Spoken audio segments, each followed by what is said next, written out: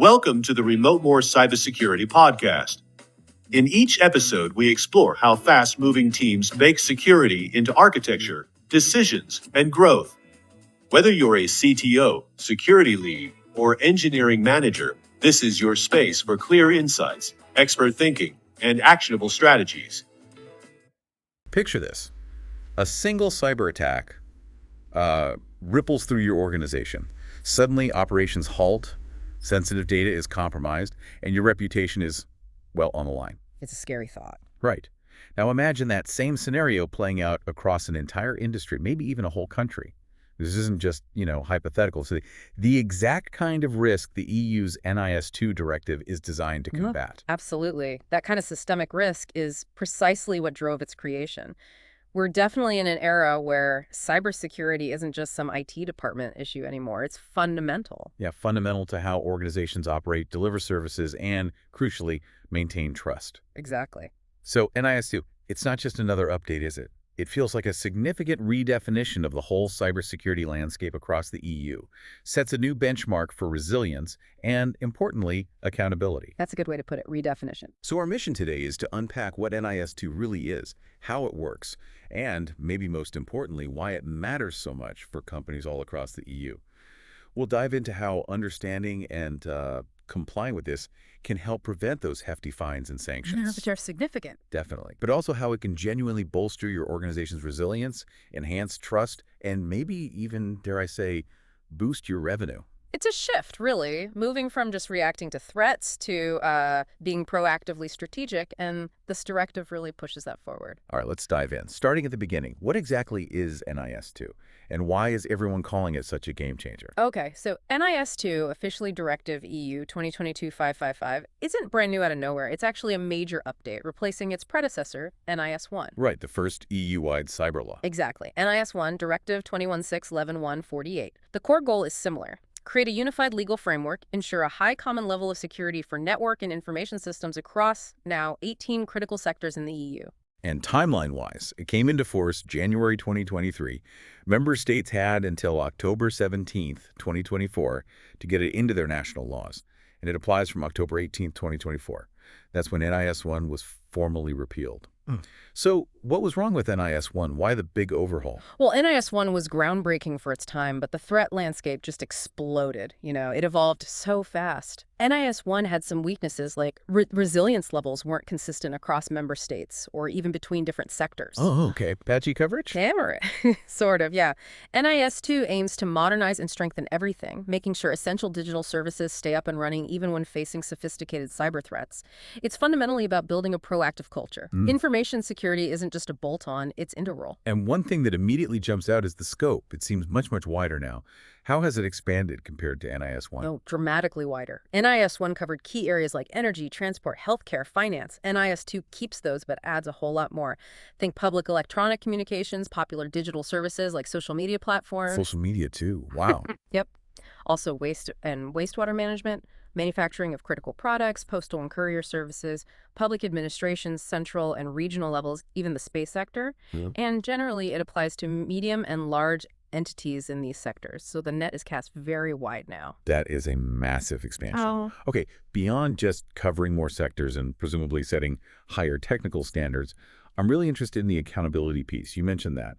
How does NIS2 really push cybersecurity up to the boardroom level in a way NIS1 didn't quite manage? Right. This is where it gets really impactful, especially for leadership. You've got the wider reach, the enhanced security standards, sure, but a huge objective is mandatory incident reporting with really strict timelines we should talk about. Okay. But yes, the massive change is direct accountability, top management, the C-suite, the board.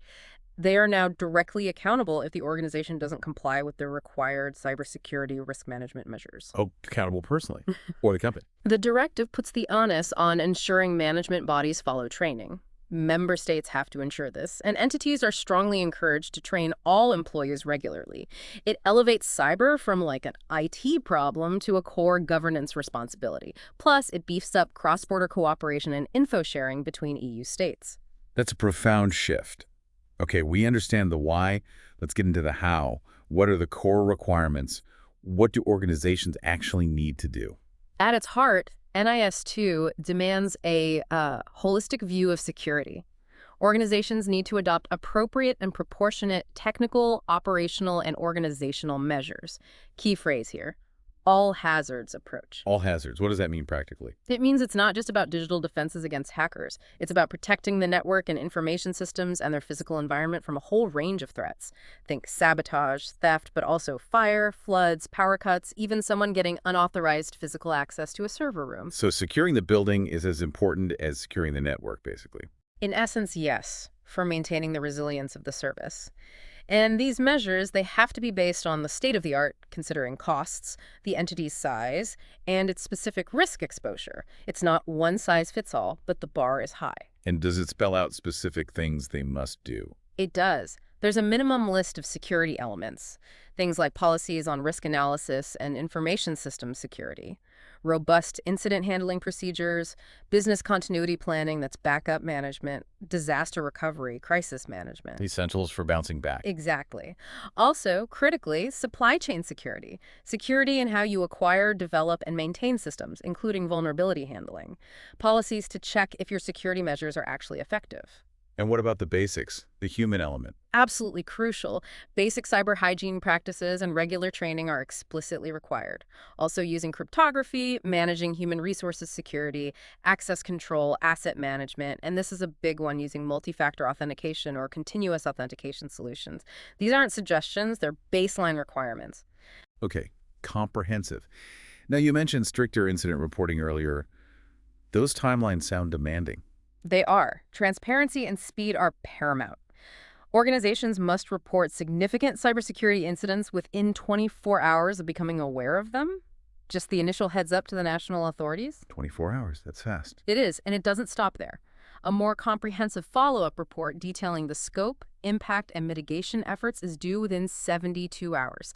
This is going to force a lot of organizations to really sharpen their incident response capabilities. No doubt. And to clarify, the Commission has actually specified what counts as significant for certain services, like cloud providers or social networks. Yes, exactly. There's an implementing regulation from October 2024 that lays out the criteria for significance for those specific types of digital service providers. Got it. And supply chain security, you mentioned, it's on the list. How deep does that go? It's such a huge vulnerability point these days. It really is. NIS2 puts a strong focus here. Organizations have to assess the cybersecurity practices of their direct suppliers and service providers. They need to ensure those partners meet the required standards too. It's about securing the whole ecosystem, not just your own walls. The directive even pushes for coordinated EU-level risk assessments of critical supply chains. Makes sense. A chain is only as strong as its weakest link, correct? Precisely. And finally, operational continuity, making sure the lights stay on, so to speak. How does that tie in? Well, entities must ensure their critical services can keep running during and after a cyber incident. This means solid business continuity and disaster recovery plans, yes, but also actively testing them through simulations and drills. It's not enough to just have a plan on a shelf. Okay, so the requirements are broad and deep. What happens if organizations don't comply? Let's talk enforcement and avoiding those pitfalls, especially the big fines and reputational hits you mentioned. Right. The enforcement side is significantly strengthened under NIS2. The competent authorities in each member state get some serious teeth. They can conduct audits, inspections, demand detailed reports on risk management and incidents, and critically issue binding instructions to fix weaknesses. So they can really compel action. They can. They're not just making recommendations anymore. And the penalties, if those instructions aren't followed, or if there's a major breach due to non-compliance, this is key for preventing those sanctions. This is where it gets very real financially. NIS2 has a robust penalty system. For what they call essential entities, think critical infrastructure fines can go up to 10 million or 2% of the total worldwide annual turnover from the preceding financial year, whichever amount is higher. 2% of global turnover. Wow, yes. And for important entities slightly less critical but still covered, fines can be up to 7 million or 1.4% of global turnover, again, whichever is higher. Those are numbers that definitely get boardroom attention. Absolutely. But honestly, sometimes the financial hit isn't even the worst part. The directive allows for public disclosure of non-compliance. That can lead to severe reputational damage, eroding trust with customers, partners, investors. That can hurt much more and for much longer than the fine itself. It directly impacts future revenue potential. A really crucial point. Trust is hard-won and easily lost. Now, what about companies outside the EU? If a cloud provider based elsewhere offers services in the EU, are they caught by NIS2? Yes, this is a critical detail for international businesses. If an entity isn't established in the EU but offers services within the EU, like many cloud providers, online marketplaces, search engines do, they must designate a representative within the EU. And if they don't? If they don't designate a representative, then any member state where they provide services can take legal action against them for infringing the directive. So there's no escaping it just by being headquartered elsewhere if you operate in the EU market. That closes a potential loophole.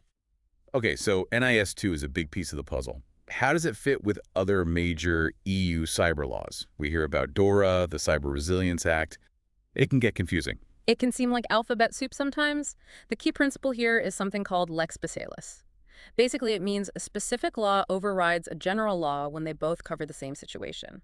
NIS2 is often the general baseline, but sometimes a more specific law takes precedence for a particular sector or issue. Okay, lex specialis. Can you give an example? How does it work with, say, the Cyber Solidarity Act? Sure. The Cyber Solidarity Act is seen as lex specialis compared to NIS2, specifically for coordinating response to large-scale cyber incidents. NIS2 sets the rules for individual organizations' risk management and reporting.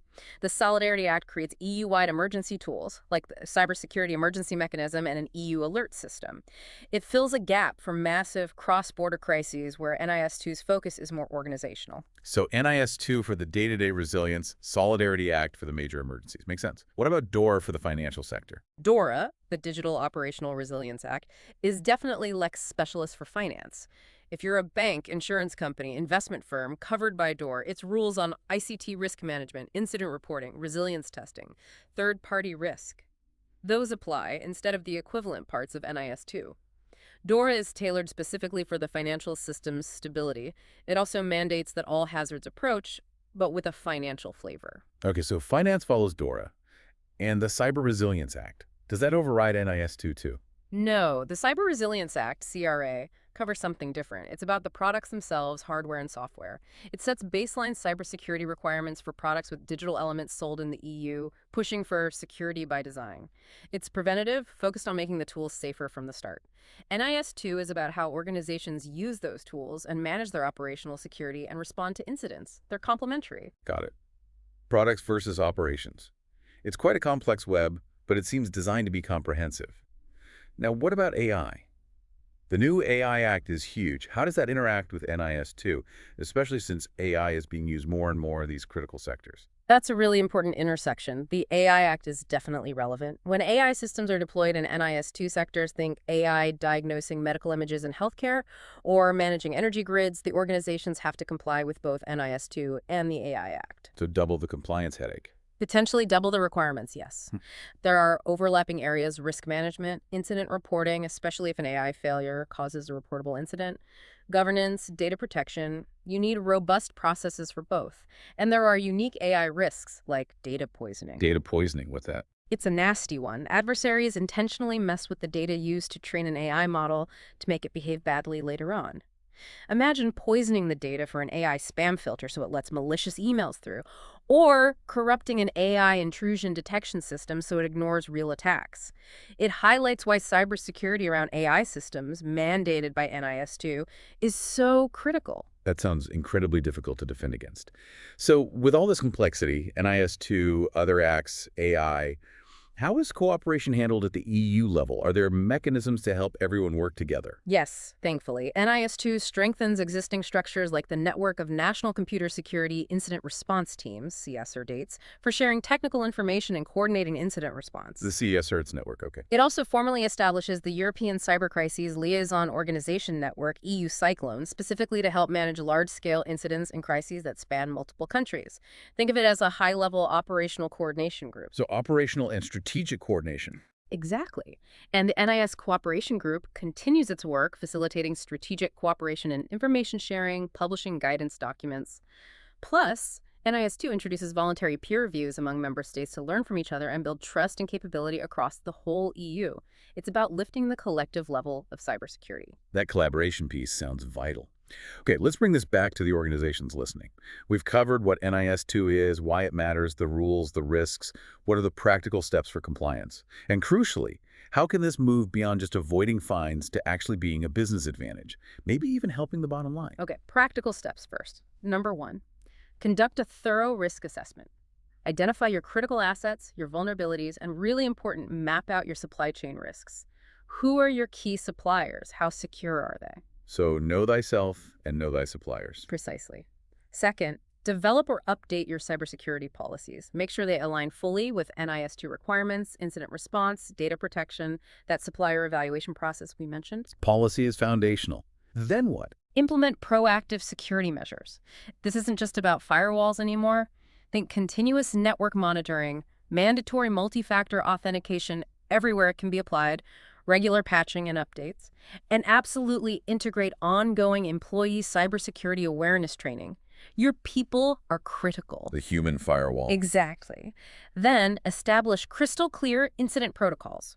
Who does what when an incident hits?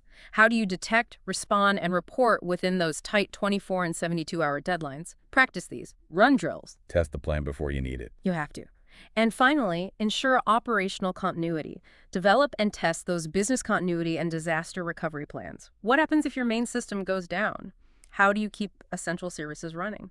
That's a solid checklist. It sounds like a lot, though, especially for maybe medium-sized companies. What about getting help? Absolutely a smart move, especially with how fast things change. Leveraging external expertise is often very wise. Think about virtual CSO services or managed security service providers, MSSPs. They live and breathe this stuff. They can guide compliance efforts, implement advanced security tools, and help organizations build genuine resilience, not just tick boxes. Okay, so compliance is achievable, potentially with help. Now, the business advantage, we talked about avoiding fines and reputational damage, which obviously protects revenue. But can strong NIS2 compliance actually boost revenue or create a competitive edge? I firmly believe it can. Look, compliance isn't just a cost center. It's an investment in resilience. Being resilient means you safeguard your critical operations, protect sensitive data, and maintain that crucial trust with customers and partners. Less downtime, more trust. Exactly. Avoiding costly disruptions and reputational hits directly protects your existing revenue streams. But it goes further. There's data showing information security now makes up around 9% of EU IT investments. That's up almost 2 percentage points from 2022, the second year of growth post-pandemic. So businesses are spending more. They see the value. They are, and strong demonstrable cybersecurity, proven by NIS2 compliance, becomes a competitive differentiator. It attracts and retains clients, especially those who handle sensitive data or rely heavily on digital services. They value security and reliability. It signals stability and trustworthiness.